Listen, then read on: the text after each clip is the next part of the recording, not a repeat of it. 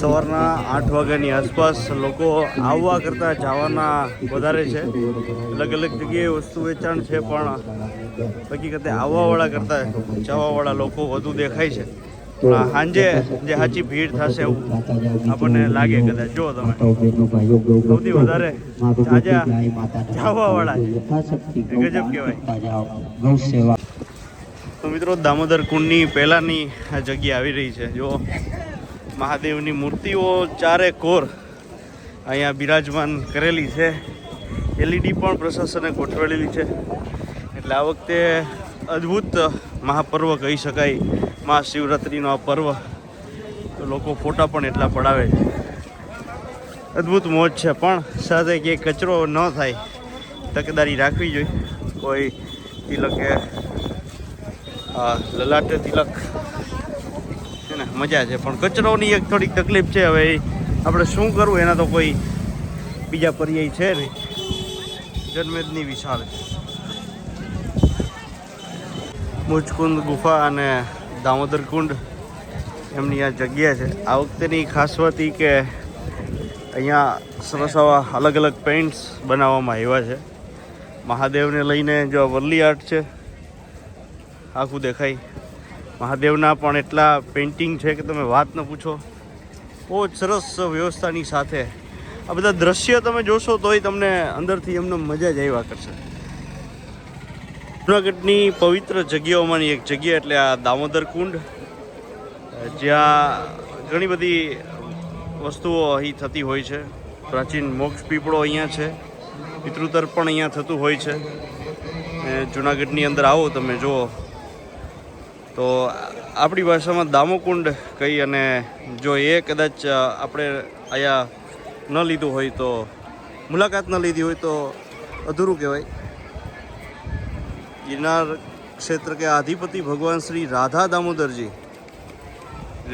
रेवती जी बलदेव जी का प्राचीन मंदिर, એમનો પણ આ સમગ્ર નજારો, કુદરતી પાણી અહીંયા સુધી પહોંચે ને ખૂબ જ પવિત્ર પાણી કહેવાય છે. દામોદર કુંડનું સ્નાન ખૂબ જ મહત્વતા ધરાવે છે.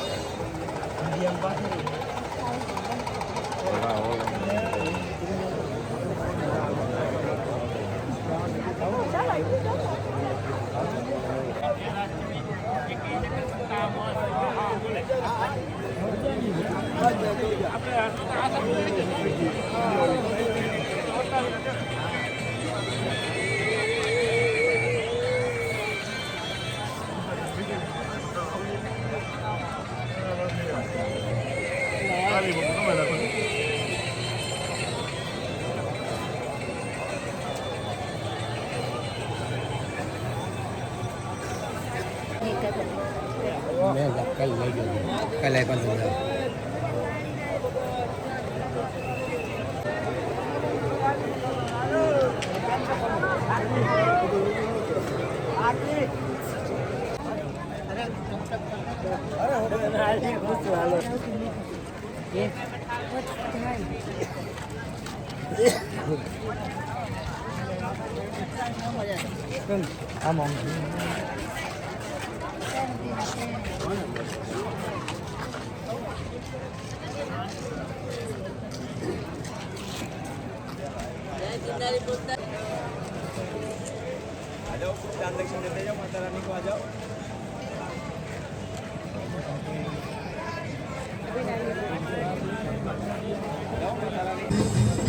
પ્રાણી પ્રેમ પણ વિશેષ અહીંયા તમને જોવા મળે. જો ઘોડી છે, બાપુ છે અને 2 કૂતરા.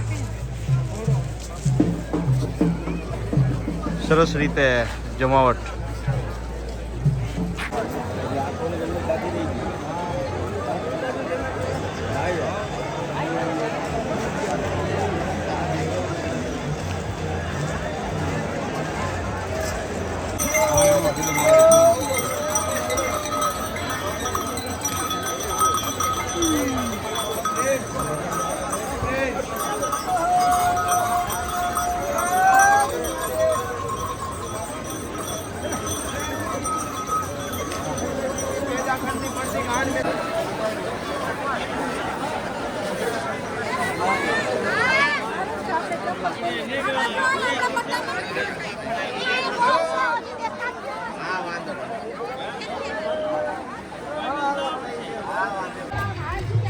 પ્રેરણાધામ જવા માટેનો આ રસ્તો છે.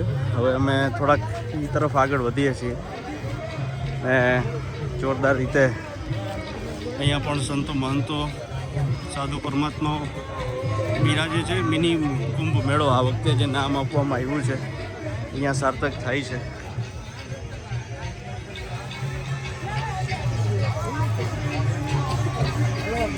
ભજન જો અહીંયા લાઈવ ચાલુ છે. ભજન ભક્તિ બધું એક હારે.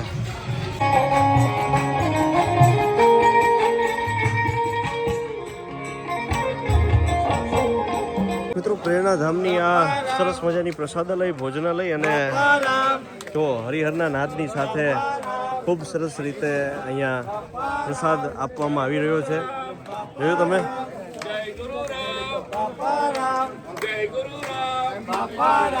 આ એક નાદ પણ ખાસ પ્રસાદની ખાસ ખૂબ જ માન્યતા અને બધું વધારી દે છે. અને સરસ સુવિધાની સાથે અહીંયા વ્યવસ્થા છે ખાસ મહાશિવરાત્રિના પર્વ પર.